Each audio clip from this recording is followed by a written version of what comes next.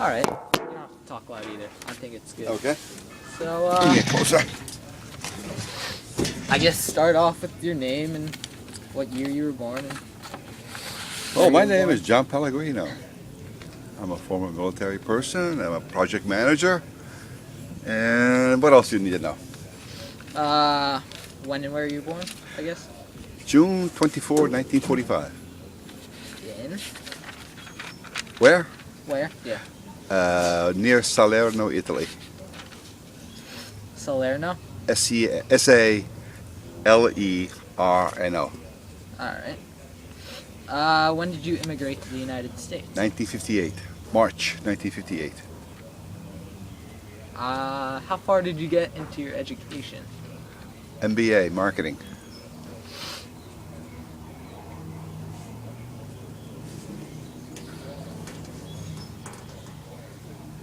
Let's see.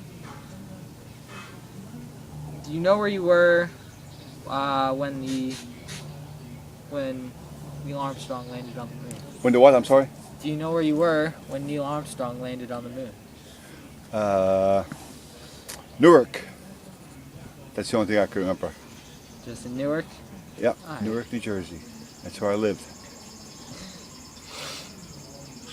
What was the fondest memory you had during the 1950s or 60s? Well, in the 50s was coming to this country and seeing my father again. It had been about 4 or 5 years since he had left Italy. Did you serve in any wars? Do I? Did you serve in any wars? Yes, the Vietnam War. And I know you worked in the Air Force, so what was your job or assignment in the Air Force? Well, I had multiple assignments. When I was in Vietnam, I was a electronics technician, navigation equipment technician. It means I worked on radar, radios, altimeters, radar, TACAN, LORAN, all the instruments that you can think of on an aircraft. I maintained. It's pretty cool. Yeah, I was on multiple aircraft, but in Vietnam it was the reconnaissance fighter called RF-4C. What we did was that these aircraft took photos. That's all they did. They weren't really warplanes, but they were. But they didn't have any missiles or other than for their own safety. But they did not attack anybody. They just took pictures. They took pictures of the land and see what. Well, what happens is that after a bombing mission, the airplane would go in and shoot pictures to see how effective it had been, whether they hit the target, whether they did not hit the target, whether they had retargeted it, things like that. Alright. Yeah, so it kind of spread out a lot more. Usually second, third generation, once people come in from another country, they start spreading out and they become inculcated with everyone else. But I kind of think back, it was easier then to live with people because you dealt with people on a day-to-day basis. They lived nearby. You could stop in and say hello and all that. And I think it's partly because of my original background. In my town, it was a small town. You almost knew much about a lot of people. You go into the city, you still know much about people. You come in a place like this, and it's like, I'm not sure what their aim is across the street from you, because I don't deal with them even though they're nearby. We have become Little clans. and more monolithic, as a company, as a family. We only know ourselves. We don't know as much as other people, and that sounds like old timers, but all this cell phone, the Twitter and all that, it's kind of started us in a path where I think it kind of separates us more instead of uniting us more, because people try to be, they don't deal with humans face to face. Everything is done mostly email, the Twitter, the cell phone, the telephone. People don't deal dynamically with one another. And like I said, because I'm a marketer, I like to see people deal more face to face. You do a lot more. You deal better with people when you can see their reaction. You have to understand that you can write to each other all day long, but it's not the same thing as seeing one in the flesh, have a cup of coffee together, seeing their people's reaction, the bodily reactions and all that. Those things you miss when you use the electronic media. Even a video. I was involved with AT&T with video conferencing initially, and initially we were kind of pushing the fact that you didn't have to meet. you can video conference all day long and you get things accomplished. Well, humans are not made that way, and I came to the conclusion, maybe it's just me, but eventually you got to sit down and meet people. You have to have a cup of coffee with them, break bread with them, and see how they are outside of, shall we say, the realm of the office. And, get an understanding how people are. And I've dealt with people all over the world, and to me, that was more important. And even though I took a lot of airplane flights, you had to kind of press the flesh eventually. And we're kind of getting away from that. All right. Good answer. What was your daily life as a kid? What would you do in Newark? What would you do to have fun? Went to school. What would you do Went to to school, came back, did the homework, hung around with some of the kids around. Went to the park. There's a park near where we are called Independence Park. And we'd go there and watch old men play bocce. We are old now. Bocce ball, or there was a swings and things like that. We'd go and play soccer or baseball, more soccer than baseball. So we had a park where we could go in and play. But other than that, there was people who had some yards. You'd go over there and spend some time with other guys, and mostly it was guys and girls, as you all know. Then you get older, you realize that maybe there's an attraction between male and female. But initially, when you're 15, 16, you worry about yourselves and, how to hang out with the guys. Hopefully they don't steer in the wrong direction, which we did all right. We did all right. Were you a fan of music back then? Yeah, follow the Beatles and all the other, the normal, shall we say. At the time it was the normal players and all that. But not to the extent where some kids had to go to every show or every concert or anything like that. Didn't do much of that. What interested you as a kid? Movies. Movies? Yeah, westerns. Used to watch westerns in the on Saturday afternoons. I remember the one that I remember the best is like the what they call it? Wild West? No. I know what you're talking about. I forget the names too. There were like 6 or 7 different shows, but I'm thinking of Wagon Train. I'm thinking of Hopalong Cassidy, the old westerns where the good guy always gets a girl in the end, and he wore a white hat and all that. But it was nice because it had you kind of walked away from your normal environment, especially in the city, and you're seeing all the Wild West things open. So we watched that. I'd go to the movies in the afternoon on Saturday afternoon, watch the Three Stooges and stuff like that. All right. Big movie fan. How has Basking Ridge changed over the years, or Crest Drive? Basking Ridge has changed for the worst. We have too many people. We've become gentrified. There are too many stoplights. There are too many traffic lights. But that's stoplights. Well, but there's it's a natural evolution when you get a lot more people involved.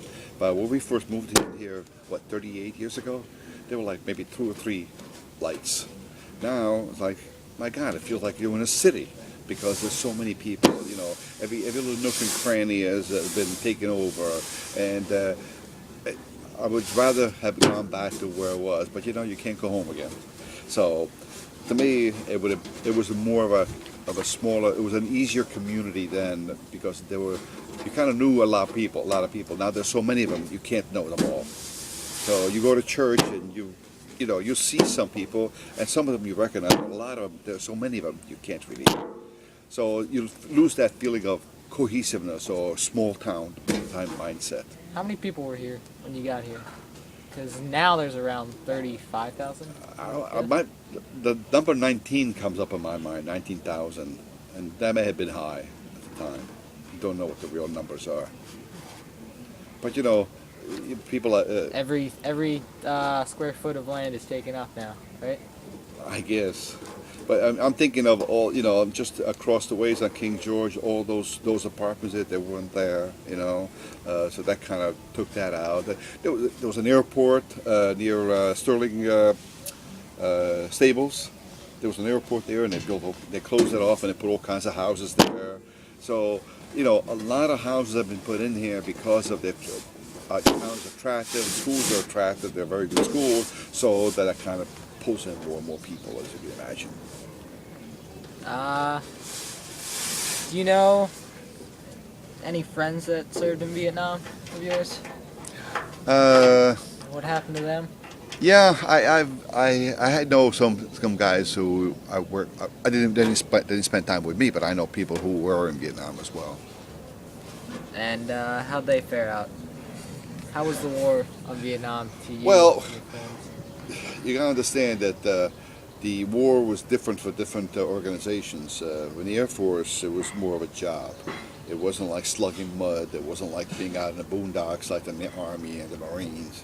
Well, even the Navy. I mean, the Navy perhaps even more separate than we were because the Navy, most of them were offshore. You know, the pilots went in and attacked, and there were the Marine, the Riverine group that they would go up and down the rivers. But for us, it was more, shall we say, I don't know if you want to call it esoteric or what's a good word for it, but you know, we were somewhat detached. Now, that's not to say we didn't understand we were at war. I mean, I carried an M16 rifle. We were mortared a few times when I was working.